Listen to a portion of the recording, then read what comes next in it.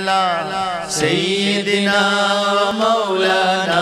محمد اللهم صل على سيدنا السلام علیکم ورحمۃ اللہ وبرکاتہ۔ بسم اللہ الرحمن الرحیم۔ صفا آن لائن کے ناظرین کی خدمت میں اس وقت ایک اہم ترین پیغام کے ساتھ حاضر ہوا ہوں۔ پیغام کا خلاصہ اور حاصل یہ ہے، جس کو میں ایک مثال سے شروع کرنا چاہوں گا۔ ایک ڈاکٹر کی ڈاکٹری تب سمجھ میں آتی ہے کہ جب اس کے پاس کوئی بہت ہی سخت بیمار مریض پہنچے اور وہ اس مریض کا ایسا علاج کرے کہ وہ مریض صحت یاب ہو جائے۔ کسی کاریگر کی کاریگری تب سمجھ میں آتی ہے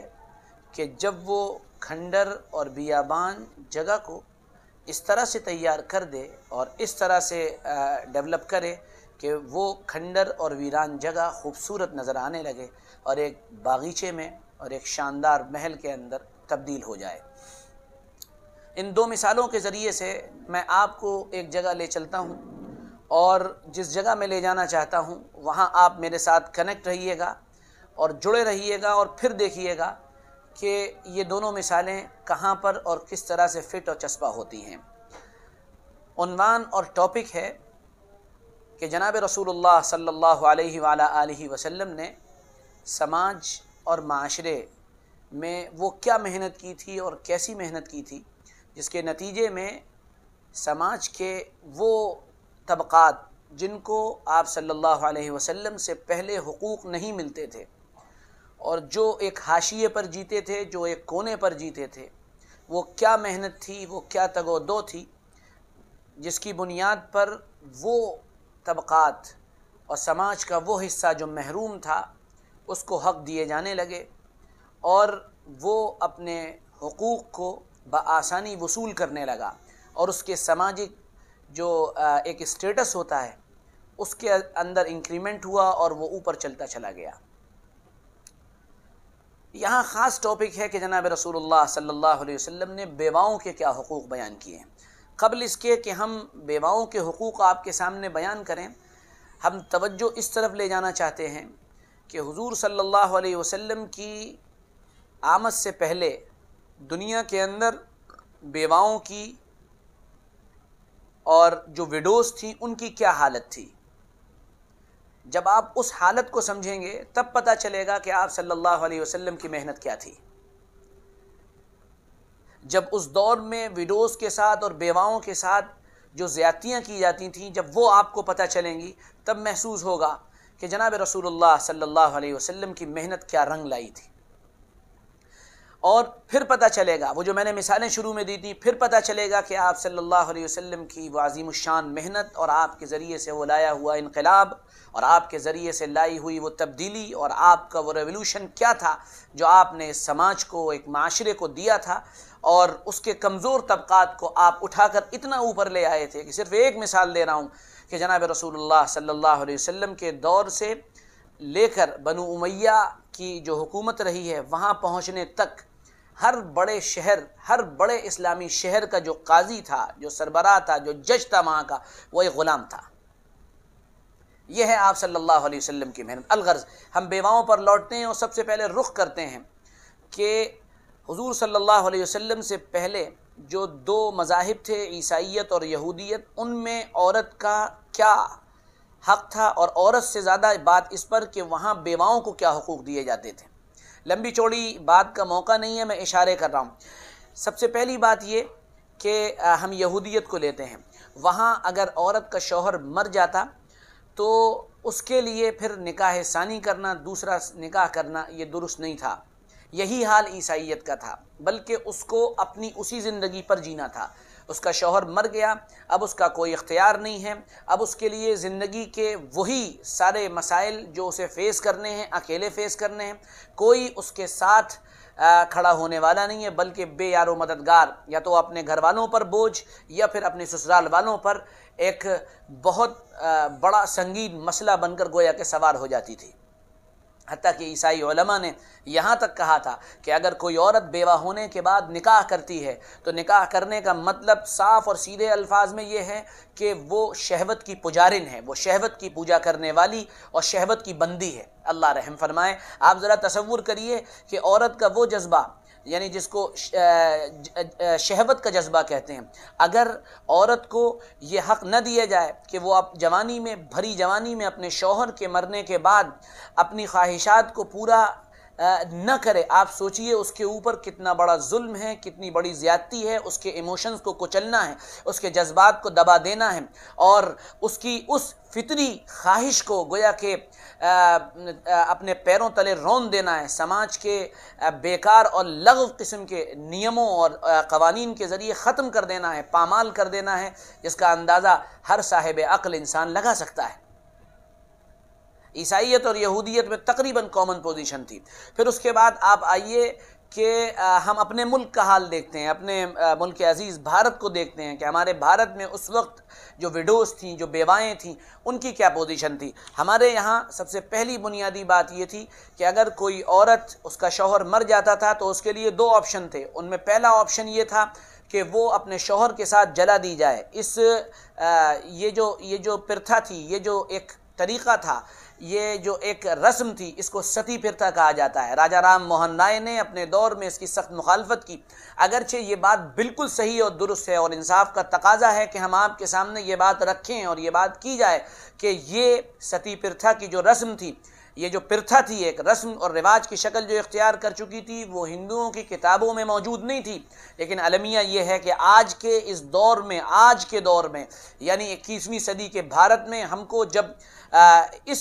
درشٹی سے اور اس نظریے سے ہم اس ملک کو دیکھتے ہیں تو ہم کو نظر آتا ہے کہ 2016 میں راجستھان کی گورنمنٹ کا ایک کیبنٹ منسٹر وہ ستی پرتھا کی نہ صرف حمایت کرتا ہے بلکہ یہ کہتا ہے کہ ستی پرتھا میں اپنی جان گنوا دینا یہ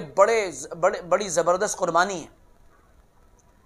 تو اس کے سامنے دو آپشن ہوتے تھے، یا تو اپنے شوہر کے ساتھ جلا دی جائے، اور اگر اس کا خاندان مضبوط ہے، اس کے بچے جوان ہیں، اس کے بچے اس کی حفاظت کر سکتے ہیں، تو اس کو یہ بھی اختیار تھا کہ وہ زندگی گزارے، لیکن دوسری شادی کرنے کی اجازت اس کو بھی نہیں تھی۔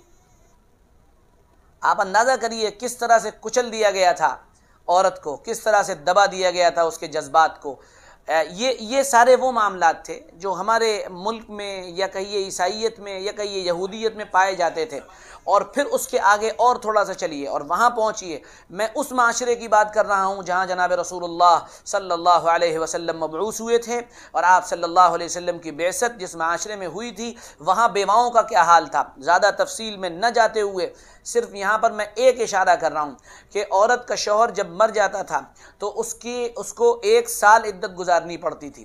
1 سال اس کو سوگ منانا پڑتا تھا، اور سوگ منانے کی کیفیت یہ ہوتی تھی کہ اس کو ایک کوٹری میں بند کر دیا جاتا تھا، اور اس کو کسی سے ملنے کی اجازت نہیں ہوتی تھی، اسے میک اپ کرنے کی اجازت تو بہت دور کی بات، سجنے سنورنے کی اجازت تو بہت دور کی بات، اس کو نہانے کی اجازت نہیں تھی، اس کو پانی کے استعمال کی اجازت نہیں تھی، اس کو منہ دھونے کی اجازت نہیں تھی، اس کو اچھے کپڑے پہننے کی اجازت نہیں تھی، اس کو اپنے بالوں کے سنوارنے کی، اپنے بالوں کو صحیح کرنے کی اجازت نہیں تھی، اس کو کسی بھی طرح سے بننے سنورنے کی اجازت اس دور کا ظالم معاشرہ نہیں دیتا تھا۔ 1 سال تک الگ رکھتے تھے، الگ کھانا پھینک دیا کرتے تھے، جتنا مل جائے یہ اس کا نصیب ہے اور نہ ملے تو یہ اس کا مقدر ہے۔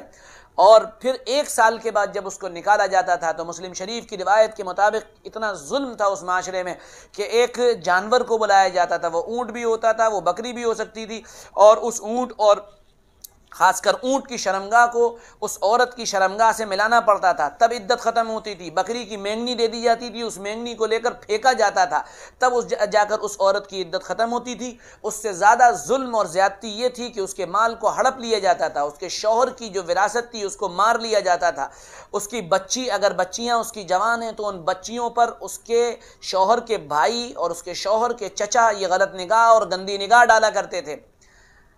شریعت کا مزاج یہ تھا، جناب رسول اللہ صلی اللہ علیہ وسلم جو دین لے کر آئے تھے اس کا مزاج یہ تھا اور یہ ہے کہ جو بھی رسم اور رواج معاشرے میں چل رہے ہوتے ہیں، علامہ شبلی نے یہ بات نقل کی ہے، شاہ ولی اللہ نے بھی اس بات کو لکھا ہے کہ یہ شریعت کا نظام اور مزاج ہے کہ جو رسم چل رہی ہوتی ہے اس رسم کو پہلے شریعت بغور دیکھتی ہے، اور بغور دیکھنے کے بعد پھر اس کے اندر جو چیزیں قابل اصلاح ہوتی ہیں ان کی اصلاح کرتی ہے، ان کے ساتھ حق و فق کا معاملہ کیا جاتا ہے، اور پھر اس کے اندر جو بیکار کی چیزیں آ گئی ہوتی ہیں لوازمات، ان کو ہٹا کر ایک صاف ستھری چیز امت کے سامنے، لوگوں کے سامنے، انسانیت کے سامنے اور مانوتا کے سامنے پیش کی جاتی ہے۔ بالکل یہی ہوا بیواؤں کے معاملے میں۔ شریعت نے پہلا جو نظام قائم کیا وہ یہ کیا کہ اتنی لمبی جو عدت ہے اس کو ختم کیا، اور یہ حکم دیا گیا کہ تم میں سے جو عورتیں بیوہ ہو جائیں ان کے لیے یہ حکم ہے کہ وہ 4 مہینے 10 دن اپنے شوہر کے لیے سوگ منائے، لیکن اس سوگ میں کھانے پینے کی اجازت، عزت و احترام دیا گیا، ساتھ میں ان کو اپنے بالوں کو بنانے کی بھی اجازت دی گئی۔ ہاں، زیادہ سجنے اور سنورنے کی گنجائش وہاں نہیں رکھی گئی، لیکن صفائی ستھرائی جو اسلام کا ایک بیسک گویا کہ رکن ٹائپ کا ہے، الطہور شطر الایمان جو بیان کیا گیا ہے، اس سلسلے میں ان کو اس بات کی اجازت تھی کہ وہ صاف ستھری رہ سکیں۔ پھر اس کے بعد جو شریعت نے دیگر حقوق دیے ان میں یہ حق دیا کہ دیکھو ایک بات یاد رکھنا، تم میں سے جو لوگ مرد ہوں چاہے عورتیں ہوں، اگر ان کے شوہر یا ان کی بیویاں مر جائیں، وَأَنكِحُوا الْأَيَامَ، کہ تم میں وہ لوگ جو بیوہ ہو یعنی چاہے وہ مرد ہوں چاہے وہ عورتیں ہوں، ان کے شوہر اور بیویاں مر چکی ہوں، ان کے لیے تم کو حکم دیا جاتا ہے کہ تم ان کا نکاح کرو۔ کیوں نکاح کرو؟ وجہ کیا ہے؟ تم ڈرتے ہو نکاح کرنے سے، تم گھبراتے ہو کیا ہوگا ان کا؟ نہیں، ان یکونوا فقراء یغنیہم اللہ من فضلہ، اگر تم فقر و فاقے سے ڈرتے ہو تو یاد رکھنا نکاح کی برکت سے اللہ تعالیٰ تم کو تونگری، اللہ تعالیٰ تم کو مال کی وسعت، اللہ تعالیٰ تم کو مالداری نصیب فرمائیں گے۔ یہ حکم دیا گیا، اور پھر اس کو اجازت دی گئی کہ وہ اپنے شوہر کی وراثت سے حق لے، اپنی شوہر کی وراثت سے جو مال اس کو ملے وہ اپنے پاس رکھے۔ اس کو اجازت اس بات کی دی گئی کہ وہ اس پیسے کا بالکل آزادانہ استعمال کرے، وہ جیسے چاہے استعمال کر سکتی ہے۔ اور ان تمام چیزوں کے ساتھ ساتھ شریعت نے اس کی انسانی جو حیثیت تھی، اس کی جو نسائیت تھی، اس کا پورا لحاظ اور خیال اس معنی کر رکھا کہ اس کو یہ بھی اختیار ہے کہ وہ چاہے تو اپنے گھر کے اندر رہ کر اپنے بچوں کی تربیت کرے۔ اور یہ ارشاد فرمایا گیا کہ جو عورت اپنے شوہر کے مرنے کے بعد بھری جوانی میں صبر کرے اور اپنے بچوں کی تربیت کے لیے صبر کرے اور اپنے بچوں کی بہترین تربیت کرے، جناب رسول اللہ صلی اللہ علیہ وسلم نے ارشاد فرمایا کل قیامت کے میدان میں وہ میرے ساتھ ایسے ہوگی جیسے 2 انگلیاں ہیں۔ مسند احمد بن حنبل میں یہ روایت موجود ہے، آپ کو مل جائے گی۔ یہ جو حقوق حضور صلی اللہ علیہ وسلم نے دیے، یہ بہت چھوٹی سی ویڈیو کے اندر آنے والے نہیں ہیں، اس پر بڑی تفصیلی گفتگو کی جا سکتی ہے، اس پر بڑا لمبا ایک لیکچر اور لوڈ کرایا جا سکتا ہے اور اس کو ریکارڈ کرا کر سامعین تک پہنچایا جا سکتا ہے، لیکن میں نے آپ کے سامنے یہ ایک نقشہ پیش کر دیا۔ لکھنے والے، پڑھنے والے، سمجھدار، انٹلیکچوئل، دانشور جو حضرات ہیں وہ اس پر کام کر رہے ہیں اور کریں گے۔ ایک کرنے کا کام یہ ہے کہ ہندوستان میں بیواؤں کی پوزیشن کیا ہے، ہمارے ملک میں بیواؤں کو کیا حقوق دیے جاتے ہیں، ہمارے ملک میں بیواؤں کے ساتھ کیا سلوک کیا جاتا ہے، پھر ان تمام چیزوں کو جمع کیا جائے، اس کا ڈیٹا انٹرنیٹ سے کلیکٹ کیا جائے، اور اس کے بعد اس کے تناظر میں پھر برادران وطن کے سامنے یہ پیغام پیش کیا جائے کہ یہ عورتیں کیا اس لیے ہیں کہ یہ بھری جوانی میں اگر بیوہ ہو گئی ہیں تو یہ اپنی ساری زندگی اسی طرح گزار دیں، ان کے لیے نکاح ثانی کی اجازت ہونی چاہیے۔ اور اسلام اس بارے میں بار بار کہتا ہے کہ ایک سے زیادہ شادی کرنے کی طرف اسلام نے جو ترغیب دی ہے وہ مسئلے کا حل ہے، وہ مسئلہ نہیں ہے، اس کو مسئلہ نہ بنایا جائے، وہ مسئلے کا حل ہے۔ مسئلے کا حل یہ ہے کہ عورتیں اتنی زیادہ ہیں، عورتوں کی تعداد اتنی زیادہ ہے، جب اتنی زیادہ تعداد ہے تو اس کے نتیجے میں یقینی طور پر ان کا کیا ہوگا، ان کی کھپت کہاں ہوگی؟ تو کہا گیا کہ تم 1 2 3 جس کے اندر گنجائش ہو وہ نکاح کرو، شرائط ہیں، اس کے ٹرمز اینڈ کنڈیشنز ہیں، ان کو اپلائی کیا جائے اور نکاح ثانی کیا جائے، خاص کر بیواؤں سے، مطلقہ عورتوں سے نکاح کیا جائے۔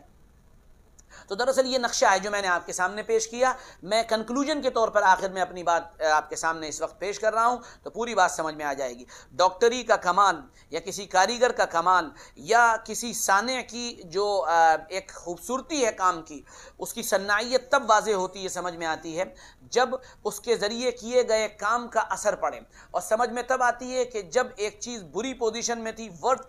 کنڈیشن کے اندر تھی، اور اس پر اس نے محنت کی اور ایسی کنڈیشن میں لا دیا کہ کہ لوگ دیکھ کر واہ کہنے لگیں۔ بالکل یہی محمد رسول اللہ صلی اللہ علیہ وسلم کی محنت ہے۔ اس دور کی دنیا، اس دور کے سماج، اس دور کے علاقے، اس دور کے قبائل، اس دور کے ٹرائبز جتنے بھی تھے، وہاں عورتوں کو دبا کر اور کچل کر رکھا جاتا تھا، حتیٰ کہ آج تک رکھا جاتا ہے۔